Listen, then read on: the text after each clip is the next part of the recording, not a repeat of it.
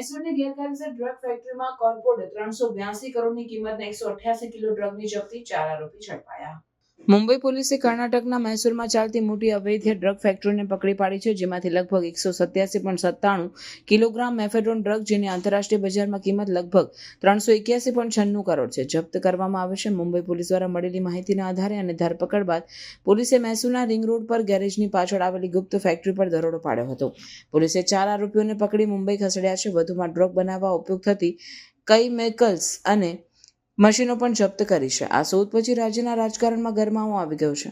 ભાજપે સરકાર અને મુખ્યમંત્રી સિદ્ધારમૈયા તેમજ ગૃહમંત્રી પરમેશ્વર પર તીવ્ર આક્ષેપ કર્યા છે. ભાજપના નેતાઓએ બંને નેતાઓના રાજીનામાની માંગણી કરી છે અને જણાવ્યું કે સરકારી બેદરકારીના કારણે જ મુખ્યમંત્રીના વિસ્તારમાં આવી મોટી ડ્રગ ફેક્ટરી ચલાવી શકાય.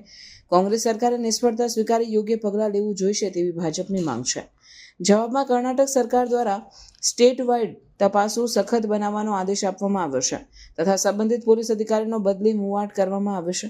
અધિકારીઓ અનુસાર ડ્રગ સપ્લાય કરનારી આ ફેક્ટરી માત્ર એક ભાગ હતી અને આવી વધુ ગેરકાયદેસર પ્રવૃત્તિઓ ઝડપવામાં આવશે. થયેલી ઘટનાથી યુવા વર્ગની સુરક્ષા અને જાહેર વ્યવસ્થાનો પ્રશ્ન રાજ્યના રાજકારણમાં કેન્દ્ર સ્થાને આવ્યો છે. कलबुर्गी में एक पार्टी का प्रेसिडेंट एक ड्रग रैकेट चला रहा है, ड्रग माफिया चला रहा है. इसके बारे में महाराष्ट्र में मुंबई में उसका अरेस्ट होता है, लिंगराजू का. इसके बाद वही मुंबई पुलिस अब इधर आके मैसूर में, हमारा सीएम का होम डिस्ट्रिक्ट है मैसूर में आके अब मुंबई पुलिस कर्नाटका पुलिस को, कर्नाटका नार्कोटिक्स को ये पता ही नहीं है, ये इन्फॉर्मेशन ही नहीं है ये रैकेट चल रहा है.